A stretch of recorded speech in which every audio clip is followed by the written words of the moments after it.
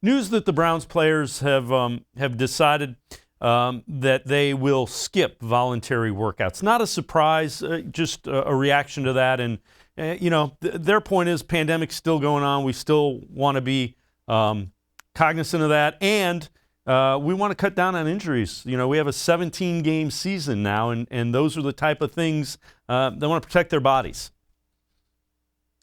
Yeah, and we kind of knew the Browns were going to do this because when you've got the president of the players union on your team and other teams are releasing statements through the union that they're going to boycott some of these off-season activities, of course the Browns are eventually going to follow suit because of J.C. Trutter's involvement.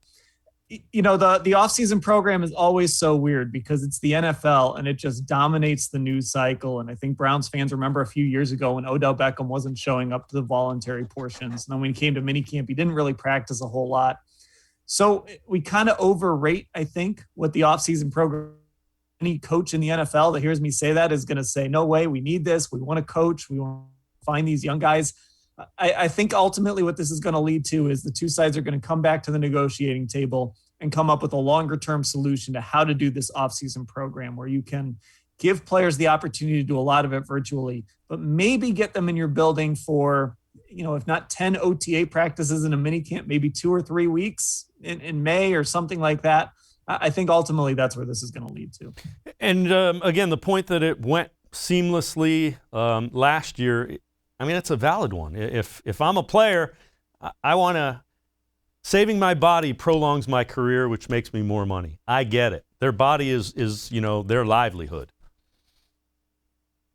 And we've always kind of known, okay, we can see the value in this thing, but it's not really super important. It's not a reason a team wins the Super Bowl, loses the Super Bowl. And it's the same with preseason games, right? We go through kind of that same thing every single year. And now it's going to be reduced to 3 preseason games. We kind of know they don't matter that much, especially when we're seeing more and more starters not even play a single preseason game. So it's not a surprise that the union is kind of looking at what happened last year and trying to sort of push this idea that we don't need to show up in April and attend meetings and lift weights when coaches can't even coach us and we can't even go on the field and wear helmets, or even in the early part of the program, you can't even hold a football unless you're a quarterback or throwing to a wide receiver off to the side. So I think they're sort of pushing back a little bit on this idea that you've got to be in that building from April until June.